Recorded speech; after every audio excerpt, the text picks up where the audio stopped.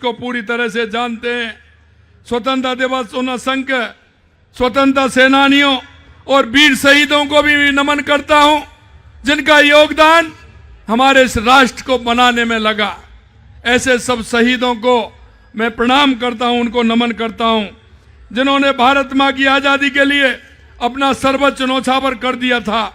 उनके त्याग और तपस्या की वजह से आज हमारे हाथ में यह तिरंगा है, और जब तिरंगा हाथ में होता है तो हमारा स्वाभिमान बढ़ जाता है और हमारे देश का गौरव बढ़ाने का काम होता है।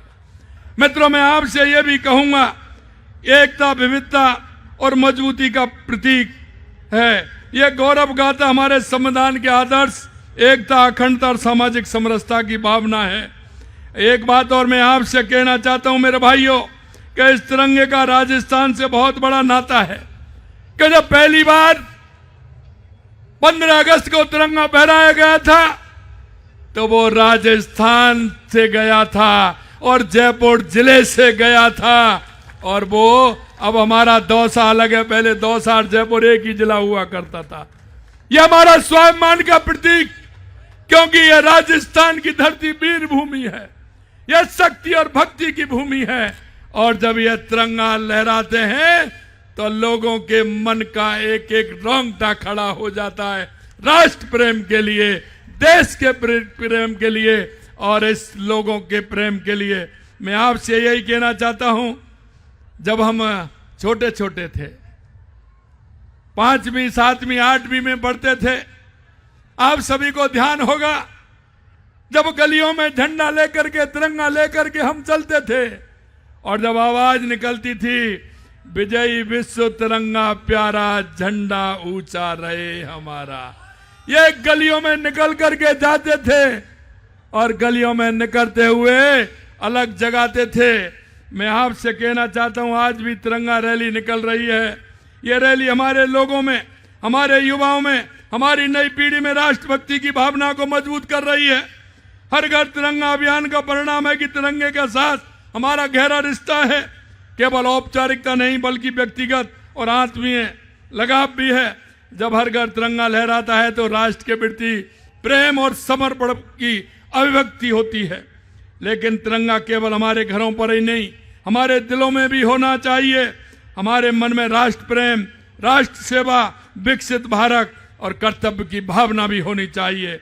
आप सबने देखा है, तिरंगा हमें याद दिलाता है हमारी स्वतंत्रता केवल इतिहास का एक अध्याय नहीं बल्कि हमारे गौरव और राष्ट्रीय चेतना का जीवंत विरासत है।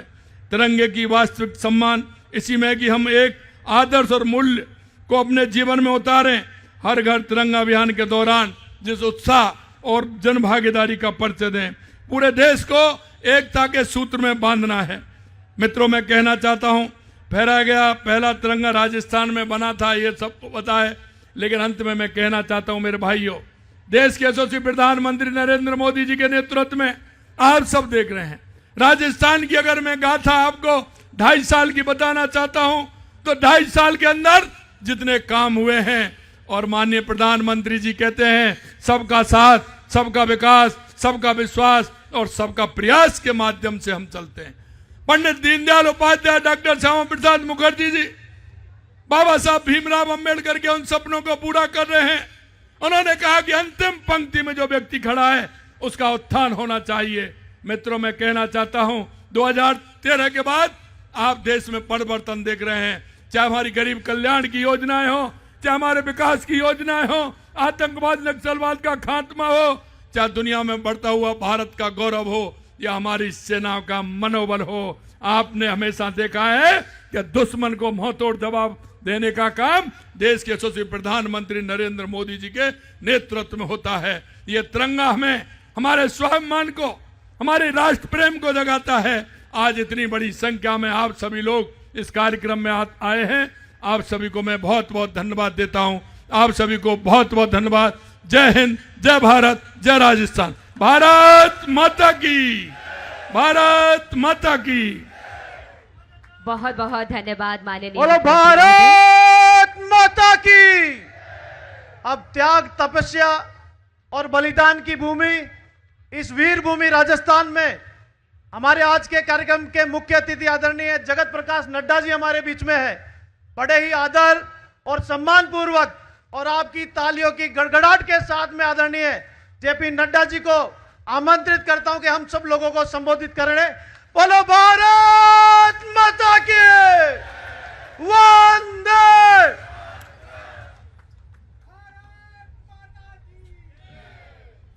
बोलिए भारत माता की, भारत माता की, भारत माता की।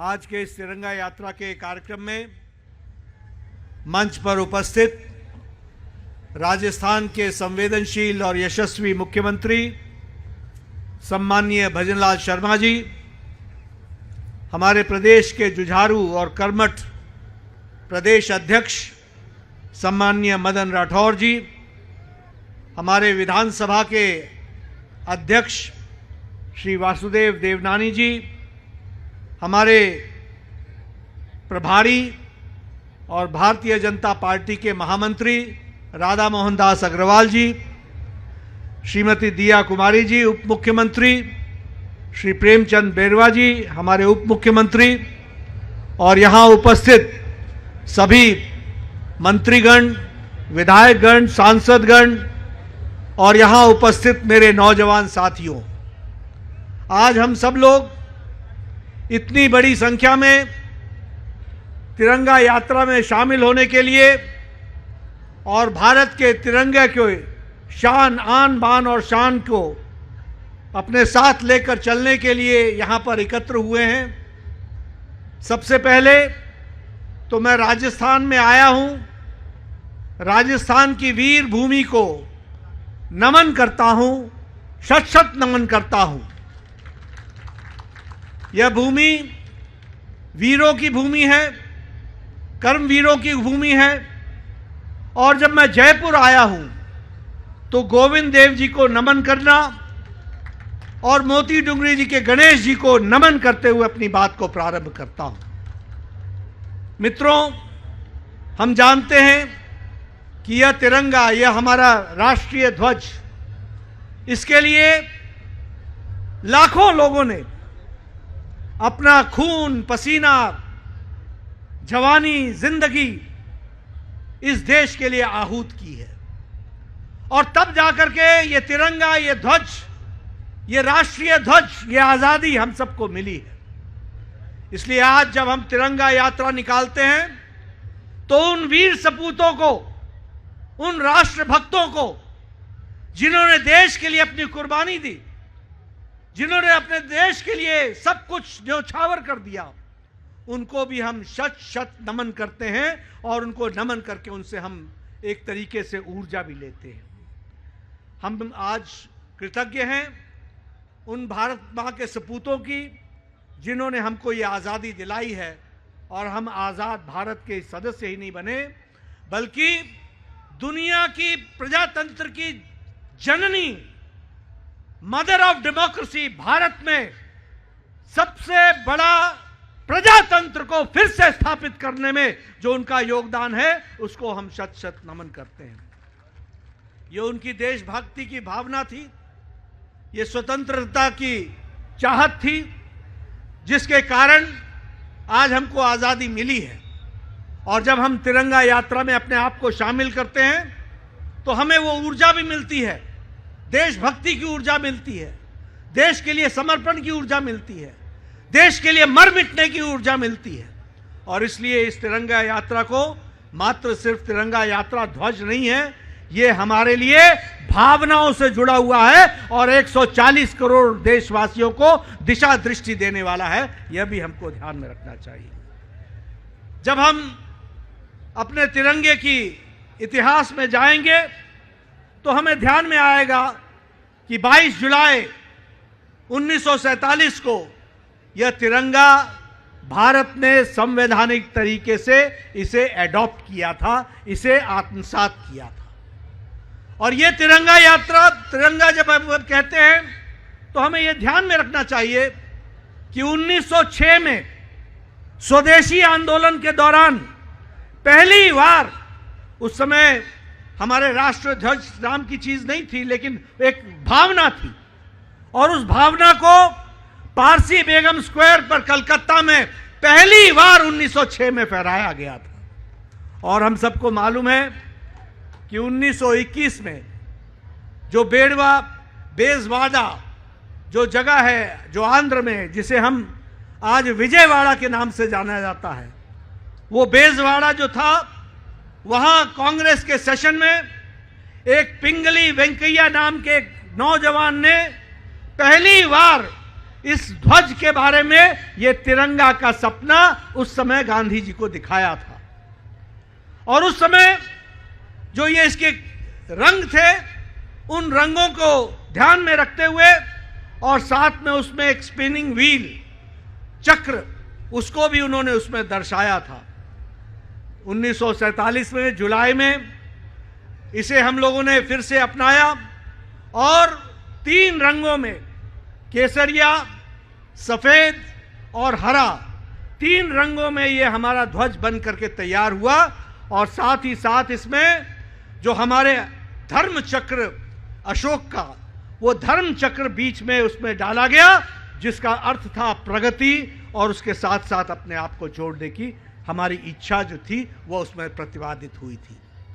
जब हम केसरिया की बात करते हैं तो केसरिया साहस का प्रतीक है। जब हम केसरिया की बात करते हैं तो वो बलिदान का प्रतीक है। जब हम सफेद की बात करते हैं तो वो सत्य और शांति का प्रतीक है।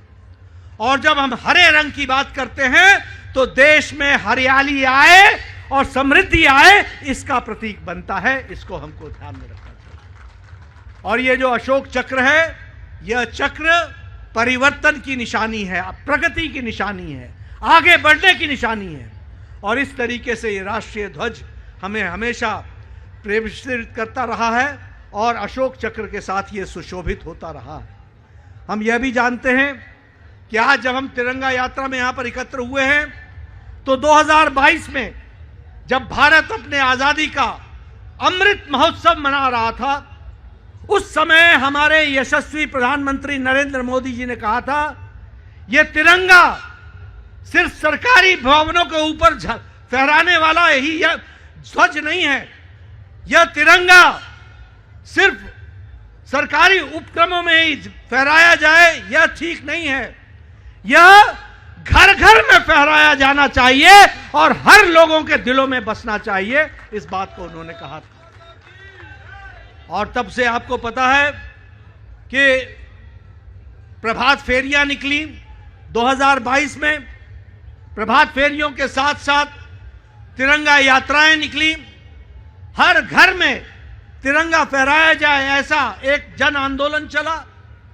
और आज हम सब के लिए खुशी का विषय है कि अब हर साल 2022 के बाद प्रधानमंत्री मोदी जी ने इस तिरंगा यात्रा को एक जन आंदोलन में परिवर्तित कर दिया और हमारे नौजवानों को प्रेरित किया है। और जब हम जन आंदोलन कहते हैं तो पहली बार 2022 के बाद करोड़ों की संख्या में तिरंगे फहराए गए। करोड़ों की संख्या में हर घर तिरंगा, यह नारा हम लोगों ने निकाला और इस नारे के साथ अपने आप को हम लोगों ने आत्मसात किया। यह भारत की एकता, भारत की विविधता और मजबूती का जीवंत प्रतीक है और इसके प्रति हमें हमेशा कृतज्ञ रहना चाहिए। इस बात की हमको प्रेरणा मिलती है। मैं यहां कोई राजनीतिक बातचीत नहीं करना चाहता, लेकिन एक बात ध्यान जरूर लाना चाहता हूं। अभी अभी हमारे मदन राठौर जी सांसद बैठे हैं, हमारे घनश्याम तिवारी जी सांसद बैठे हैं, अलका गुर्जर जी बैठे हैं, हमारे सभी विधायक लोग बैठे हैं, हमारे वरिष्ठ नेता राजेंद्र राठौर जी बैठे हैं, सब लोग बैठे हैं। अभी अभी राज्यसभा में prevention of the insult of the national honours amendment act 2026 हम लेकर आए। अब आप देखिए, 55 साल पहले 1971 में prevention of insults of national honour act 1971 आया था, जिसमें यह कहा गया था कि हमारे राष्ट्रीय मानदंडों को, जो हमारे राष्ट्र के स्वरूप है, वो चाहे संविधान है, चाहे वो हमारा गान है, चाहे वो हमारी ध्वज है, इसकी अपमान नहीं सहा जाएगा, यह दंडनीय होगा। यह 1955 में कहा गया था। लेकिन पता नहीं क्या कारण रहा कि हमने राष्ट्रगान जोड़ दिया, हमने संविधान जोड़ दिया, हमने राष्ट्रध्वज जोड़ दिया, लेकिन हमने वंदे मातरम राष्ट्रगीत नहीं जोड़ा। अब क्या मैं इसको भूल मानूं या तुष्टीकरण? और तुष्टीकरण के साथ साथ वोट बैंक की राजनीति हावी रही। जो भी रहा हो, लेकिन आज हम ये कह सकते हैं कि यह जो prevention of insults of the national honours amendment act 2026 को जो पारित हुआ है, उसके बाद चाहे राष्ट्रगान हो, चाहे राष्ट्रगीत हो, चाहे राष्ट्रध्वज हो, चाहे संविधान हो, इसका कोई अपमान नहीं कर सकता। यह हमारे भारत की शान है। इसलिए मित्रों, हम ये जरूर कहना चाहेंगे, आज के दिन को जब हम याद करते हैं तो हमें यह भी ध्यान में रखना चाहिए कि मोदी जी के नेतृत्व में हमको गुलामी की विरासत से अपने आप को निकालना था, और वो निकालने का काम शुरू हो गया है। वो निकालने का काम चल पड़ा है। आज हम अपने शान के साथ राष्ट्रीय ध्वज के साथ खड़े होते हैं, तिरंगा यात्रा निकालते हैं। आज राजपथ कर्तव्य पथ में परिवर्तित हो गया है। आज नॉर्थ ब्लॉक और साउथ ब्लॉक कर्तव्य भवन में परिवर्तित हो गया है। आज वहां जो जॉर्ज की मूर्ति होती थी कभी, आज वहां इंडिया गेट पर सुभाष चंद्र बोस जी की मूर्ति है। इस बात को हमको ध्यान में रखना चाहिए। और मुगल गार्डन्स के जाम पर अब अमृत उद्यान हो गया है, और प्राइम मिनिस्टर ऑफिस के नाम पर अब सेवा तीर्थ हो गया है, और नागरिक देवो भव हो गया है। यह भारतीयकरण हुआ है, इसको हमको समझना चाहिए। इसलिए मित्रों, राष्ट्रीय पुनर्जागरण, नेशनल रिकंस्ट्रक्शन, राष्ट्र पुनर्निर्माण, इस प्रक्रिया को तीव्र गति से आदरणीय मोदी जी के नेतृत्व में तीव्र गति से आगे बढ़ रहा है। याद करिए, 12 साल 13 साल पहले यही फ्रेजाइल इकोनॉमी थी, यही फ्रेजाइल 5 कही जाती थी। इसी को पॉलिसी पैरालिसिस कहते थे, इसी को पिछलग्गू देश कहते थे, इसी को घुटनों में रेंगने वाला देश कहते थे। आज 12 साल में मोदी जी ने भारत को दुनिया में स्थापित कर दिया है, और दुनिया में इसका नाम है, और राष्ट्रीय ध्वज को लेकर के हम चले हैं। आज वर्ल्ड बैंक हो, इंटरनेशनल मॉनिटरी फंड हो, दुनिया का कोई भी आर्थिक संस्था हो, वह साफ कह रहा है कि जब दुनिया में वॉर के कारण आर्थिक मंदी आ रही है, भारत का उज्जवल भविष्य है, और भारत तीव्र गति से आगे बढ़ रहा है, यह कहा गया है। हमारे वर्ल्ड बैंक ने कहा है कि हमारा जो ग्रोथ रेट है जीडीपी का, वो 6.6% जो 27 में है, वो 7.2% 28 में हो जाएगा। यानी हम प्रगति की ओर बढ़ते ही रहेंगे। इस तरीके से काम चल रहा है। इसलिए मित्रों, इस बात को ध्यान में रखते हुए मैं ये जरूर कहूंगा कि बड़ी मुश्किल से निकाल के लाए हैं, अपने उसे हमें संभाल के रखना है, और तिरंगे के साथ अपने आप को आत्मसात करके हमको महान भविष्य की ओर आगे बढ़ना है, और आत्मनिर्भर भारत, महान भारत की ओर बढ़ना है। और मोदी जी के नेतृत्व में यह हम करके दिखाएंगे। इसी संकल्प के साथ हम इस तिरंगा यात्रा में शामिल हुए। आप सबका बहुत बहुत शुभकामनाएं और बहुत बहुत धन्यवाद। बहुत बहुत धन्यवाद माननीय मंत्री महोदय।